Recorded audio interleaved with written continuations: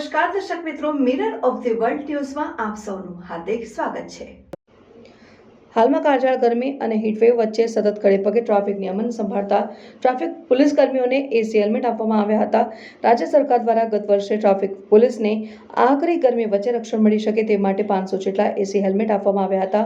શહેરમાં ટ્રાફિકનું સુચારુ સંચાલન થાય તે માટે ઠંડી, વરસાદ કે પછી આકરી ગરમી વચ્ચે સતત ખડે પગે રહી ટ્રાફિક પોલીસ તથા ટીઆરપીના જવાનો ફરજ બજાવે છે। છેલ્લા 3 દિવસથી ગરમીનો પારો 40 ડિગ્રી ઉપર પહોંચી ગયો છે અને વડોદરા શહેરમાં મહત્તમ તાપમાન 46.6 ડિગ્રી સેલ્સિયસ સુધી પહોંચી ગયું હતું।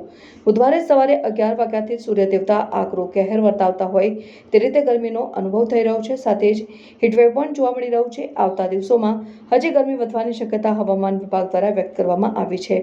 સતત ખડે પગે ઉભા રહી આકરી ગરમીમાં ટ્રાફિક નિયમન સંભાળતા ટ્રાફિક પોલીસ અને ટીઆરપીના જવાનોને ગરમી સામે તડકા સામે રક્ષણ મળી રહે તે માટેની શહેર પોલીસ કમિશનરની સૂચના મુજબ એસી હેલ્મેટ આપવામાં આવ્યા છે। ખાસ પ્રકારની તૈયાર કરવામાં આવેલા એસી હેલ્મેટને નાના એસી સિસ્ટમ સાથે તૈયાર કરવામાં આવ્યા છે।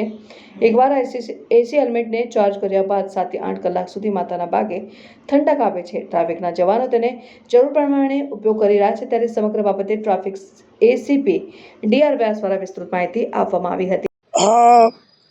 અત્યારે 11:30 થયા છે તો પણ તમે ગરમી જોઈ શકો છો।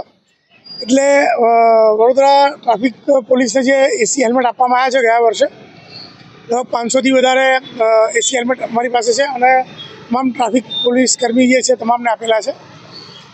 રોડની ગરમી, આકાશી ગરમી, જે વ્હીકલ છે એની ગરમી, એના કારણે આટલા તડકામાં ઊભું રહેવું મુશ્કેલ બને છે। એ વખતે આ એસી હેલ્મેટ એમને ઘણું અસર કરે છે અને સારું લાગે છે। એસી હેલ્મેટ જે છે કેટલા કલાક ચાર્જિંગથી ચાલતું ઉપકરણ છે એ 8 કલાક સુધી બેટરીની ચાલે છે, પણ એમની અનુકૂળતા મુજબ ને એમની જરૂરિયાત મુજબ એ લોકો એનો યુઝ કરતા હોય છે। આગામી દિવસોમાં જો ગરમી વધારે પડશે તો શું ત્યાં સવારે લાસ્ટ ટાઈમ તંબુ લગાવવામાં આવશે? હા, જો રેડ એલર્ટની એવી પરિસ્થિતિ હશે તો ઉપરી અધિકારીના આદેશ અનુસાર કાર્યવાહી કરવામાં આવશે।